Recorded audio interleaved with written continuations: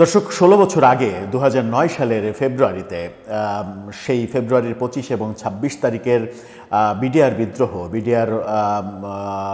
বিদ্রোহের ফলে ৫৭ জন সেনা অফিসারের মৃত্যু, সব মিলিয়ে ৭৪ জনের হত্যাকাণ্ড, সেই ঘটনা বাংলাদেশে অন্যতম চাঞ্চল্যকর একটা ব্যাপার। ১৬ বছর পরে সেই ঘটনার আবারও তদন্ত করেছে বর্তমান সরকার, একটা কমিশন গঠন করে সেই তদন্ত করেছে। গতকালকে সেই তদন্তর রিপোর্ট দেয়া হয়েছে। রিপোর্টে আওয়ামী লীগকে এর জন্য দায়ী করা হয়েছে এবং শেখ তাপস তিনি আওয়ামী লীগের হয়ে এই ম্যাসাকার কাণ্ডের সমন্বয় করেছেন শেখ হাসিনার নির্দেশে, এমনটা রিপোর্টে বলা হয়েছে। কিন্তু দেশের অভ্যন্তরের ব্যাপারে না হয় সেটা ঠিক আছে, কিন্তু আনন্দবাজার, কলকাতার দৈনিক আনন্দবাজার, তারা বলছে এই রিপোর্টে সরাসরি ভারতকে দোষারোপ করা হয়েছে। অর্থাৎ এই ঘটনা ভারত ঘটিয়েছে, ভারত তাদের রয়ের লোকজনকে ঢুকিয়ে এই কাণ্ড ঘটিয়েছে, বাংলাদেশের সেনাবাহিনীকে দুর্বল করার মিশন কমপ্লিট করেছে, এরকম ভয়াবহ অভিযোগ করা হয়েছে। আদতে হচ্ছেটা কি বাংলাদেশে? আমরা কি ক্রমে ক্রমে বিভিন্ন দেশকে শত্রুতে পরিণত করতে চলেছি, নাকি সত্যি এর পেছনে কোনো সত্য লুকিয়ে রয়েছে? আমরা দেখলাম যে টিউলিপ সিদ্দিকী, ব্রিটিশ এমপি, ক্ষমতাসীন লেবার পার্টির এমপি, তিনি প্লট না নেওয়া সত্ত্বেও মামলায় তাকে 2 বছরের কারাদণ্ড দেয়া হলো, যেটা নিয়ে তোলপাড় চলছে ব্রিটেনের বর্তমান সরকারের সঙ্গে বাংলাদেশের সম্পর্ক এর কারণেই তলানিতে চলে যাবে। এবার বিডিআর বিদ্রোহের এই ঘটনা তদন্তে বলা হচ্ছে যে এর পেছনে ভারত দায়ী। তার মানে ভারতের সঙ্গে সম্পর্ক যতটুকু উন্নতির সম্ভাবনা আমরা দেখছিলাম, এখন মনে হচ্ছে যে তলানিতে নয়, ভারতকে আমরা শত্রু রাষ্ট্রেই পরিণত করে চলেছি। ঘটনার গভীরে ঢুকলে এটার যদি সত্যতা পাওয়া যায় তাহলে হয়তো ঠিক আছে, কিন্তু ঠিক থাকলেও ব্যাপারটাকে অন্যভাবে, টেকনিক্যালি, কূটনৈতিকভাবে সলভ করা যেত কিনা, নাকি এটাই এক ধরনের যুদ্ধের বার্তা দেয়া ঠিক আছে, সেটা একটু বিশ্লেষণ করে বোঝার চেষ্টা করবে এই ভিডিওতে। থাকবেন পলিটিক্স টিভির নিয়মিত আয়োজনে।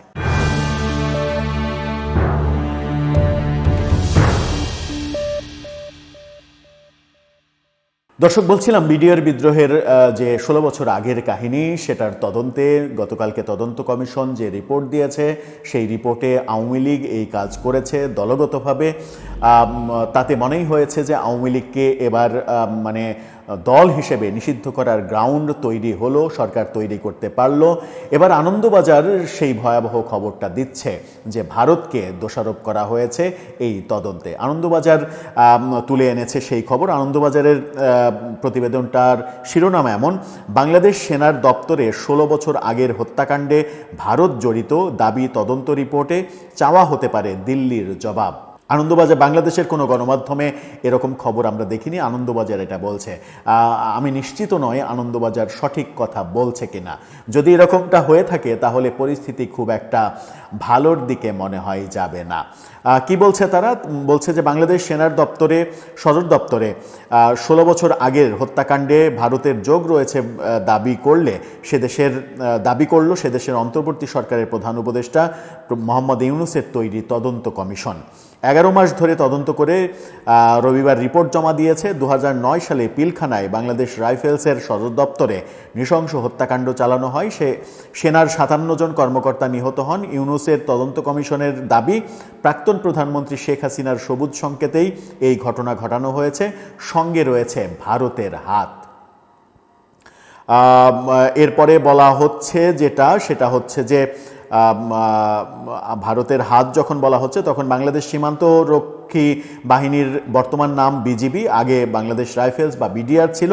2009 সালের 25 এবং 26 ফেব্রুয়ারি পিলখানায় তাদের সদর দপ্তরে হামলার ঘটনায় নিহত হয়েছিলেন বিডিআরের তৎকালীন মহাপরিচালক মেজর জেনারেল শাকিল আহমেদ সহ মোট 57 জন সেনা কর্মকর্তা। তাদের পরিবারকেও ছাড়া হয়নি। মোট 74 জন মারা যায়।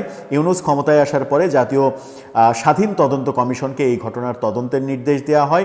11 মাসের তদন্ত শেষে তারা জানায় শেখ হাসিনার গ্রিন সিগন্যালে ফজলে নূর তাপসের নেতৃত্বে এই কাজটা হয়েছে। হাসিনার সবুজ সংকেতেই এটা হয়েছে। ইউনূসের কাছে তদন্ত কমিশন এই রিপোর্ট দেয়, পরে সাংবাদিক বৈঠক করেও তদন্তের মূল বিষয়গুলো তারা তুলে ধরেন।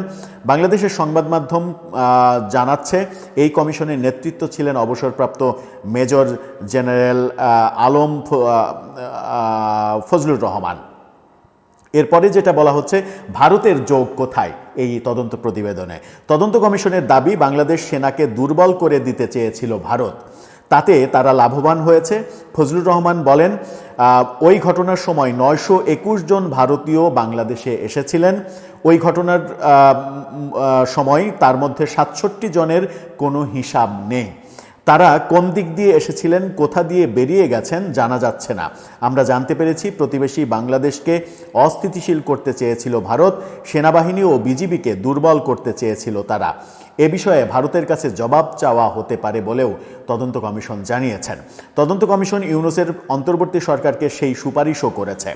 ফজলুরের কথাই, ভারত থেকে আসা সেই 67 জন কোথায়, কেন তারা এলেন, কোথায় গেলেন তা খুঁজে বের করার জন্য সরকারকে আমরা সুপারিশ করেছি।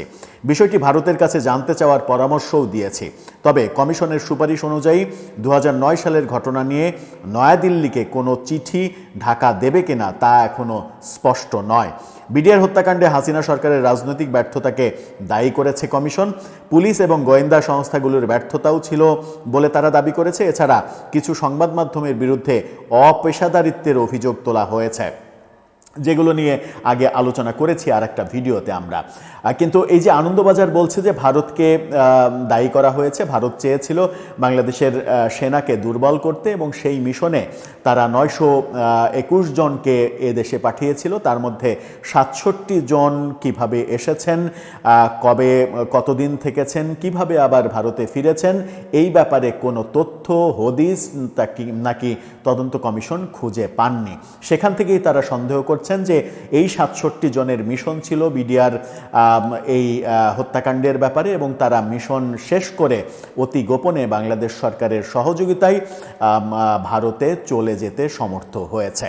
এই যে তদন্ত বেরিয়ে আসলো, এটা কতটুকু গ্রহণযোগ্য হবে, কতটুকু গ্রহণযোগ্য হবে না, সেটা হয়তো সময়ই বলে দেবে। কারণ বাংলাদেশে বিভিন্ন সরকারের আমলে বিভিন্ন তদন্ত কমিশন গঠিত হয় এবং এ যাবৎ পর্যন্ত কোনো তদন্ত কমিশনেরই পরিপূর্ণ রিপোর্ট জনসম্মুখে প্রকাশ করা হয়নি। এটাও আমরা দেখেছি। এই ক্ষেত্রে অবশ্য সংবাদ সম্মেলন করে বলা হয়েছে, বলার চেষ্টা করা হয়েছে যে এই ব্যাপারগুলো আছে।